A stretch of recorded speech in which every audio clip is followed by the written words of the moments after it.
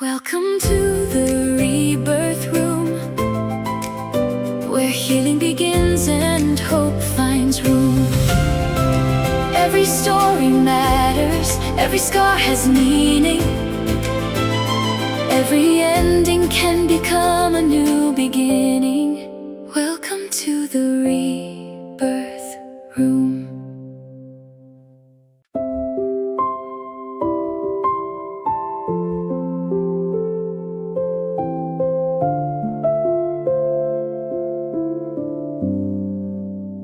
Come sit down. Let's talk.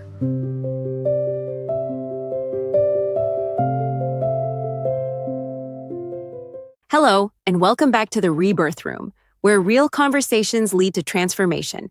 I am your host, Dr. V. Nicole Williams, and tonight we're talking about something many women wear as a badge of honor: being the strong one, the dependable one, the one everybody calls when there's a crisis, the one who keeps everything together, the one who never seems to need help. Tonight's conversation is called The Strong Woman Myth. You see, somewhere along the way, many of us learned that strength was survival. But what happens when strength becomes your identity? Let's talk about it.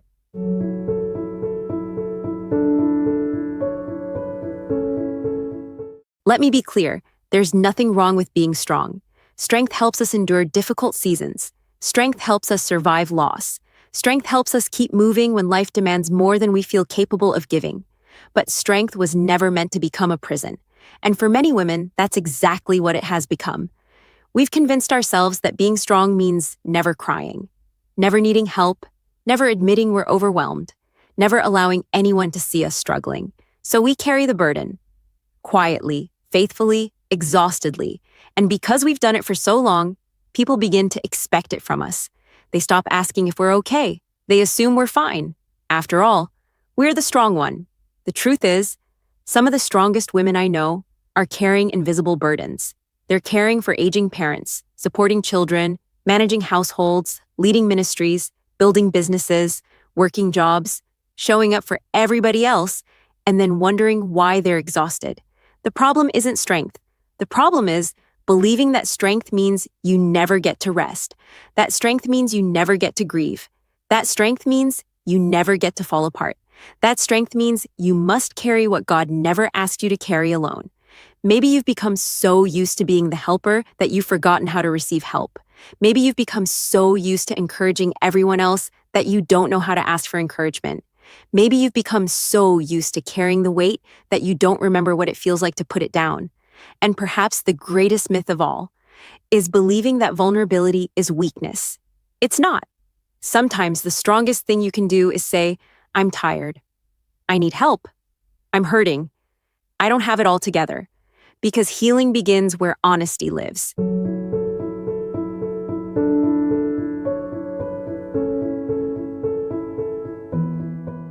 Strength versus confidence.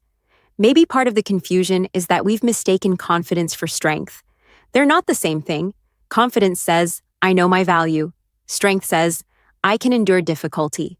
Confidence allows you to walk into a room with your head held high. Strength helps you survive the storms that happen inside that room. Confidence is identity. Strength is capacity. One tells you who you are, the other determines what you can carry. But when strength becomes your identity, something dangerous happens. You begin believing your value comes from how much you can endure, how much you can sacrifice, how much you can survive, how much you can carry. And suddenly the woman who was once confident becomes exhausted, trying to prove she is strong. Another myth we need to bust. A strong woman does not look the same on every woman. Some women fight loudly, some women fight quietly, some women lead crowds, some women nurture families, some women build businesses, some women survive illness, some women survive grief. Some women get out of bed every morning carrying burdens nobody knows about. Strength is not a personality type. Strength is perseverance in whatever season God has assigned you. Strength is a gift, but it was never meant to become a prison. You don't have to earn love by carrying everything. You don't have to prove your worth by surviving everything. And you don't have to wear the crown every moment of every day. Sometimes the strongest thing a woman can do is put it down. The good news is, you don't have to carry everything. You don't have to fix everything. You don't have to survive everything alone. Sometimes strength looks like surrender. Sometimes strength looks like rest. Sometimes strength looks like asking for help, and there is nothing wrong with that. Thank you for joining me in the Rebirth Room. I'm Dr. V. Nicole Williams. Until next time, keep healing, keep growing, and keep believing that your best days are before you. Take a moment and ask yourself, when was the last time you allowed someone to be strong for you? Write your answers down. Then go back and answer the reflection questions. Pray over them, reflect honestly, and remember, strength is not the absence of need. Strength is having the courage to acknowledge it. This has been the Rebirth Room. I am Dr. V. Nicole Williams, and until next time, keep healing, keep growing, and keep believing. Before you leave this room today, remember this. What broke you is not the end of your story. What hurt you is not your identity. What God has spoken over your life still stands.